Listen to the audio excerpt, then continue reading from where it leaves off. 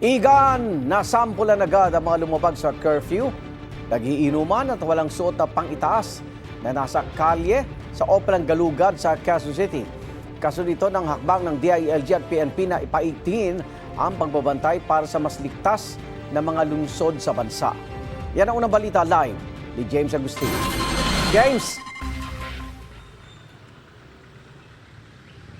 Iga, good morning. Sinimulan na ng QCPD yung mas mahigpit na pagpapatupad ng curfew sa mga minor de edad at iba pang ordinansa. Kagabi nga ay umabot sa 87 yung natikitan dahil sa iba't ibang paglabag.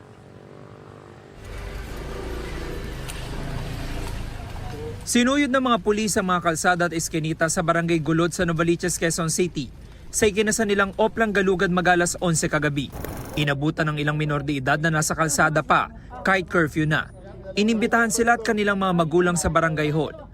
Sinita naman ang tatlong naglalakad na minor de edad na napag-alamang dayo lang sa lugar. Residente sila ng Las Piñas at Caloocan. Sabi ng isang minor de edad, pauwi na sila matapos dalawin ng kaibigan. Anong rason mo? Bakit mo kinakamusta? Kung okay lang po siya dito sa kanila. Makikipag-ugnayan ng mga social workers sa kanilang mga magulang. 11 ang minor de edad na nahuli lumabag sa curfew. Kabilang ang tatlong anak ng babaeng ito. Naglamay po ako sa baba po, na di ko alam, umakyat pala sila po.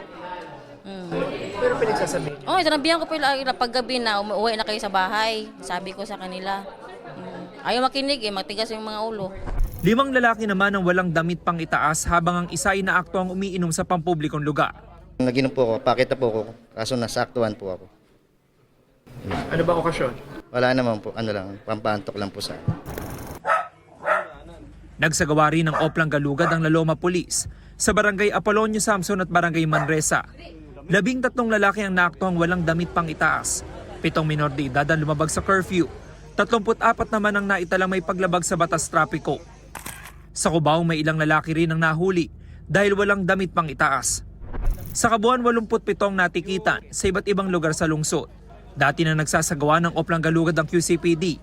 Masihigpitan lang ito kasunod ng utos ng DILG na paigtingin ang pagpapatupad ng curfew sa mga minor de edad.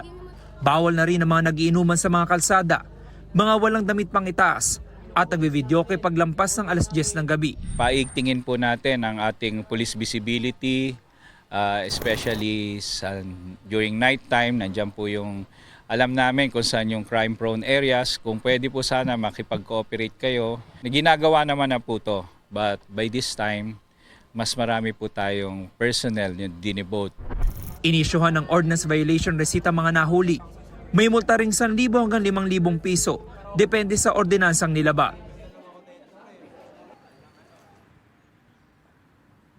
Samantala, Igan, karamihan dun sa mga nahuli na lumabag sa ordinansa ay nakauwi na matapos sila matikitan.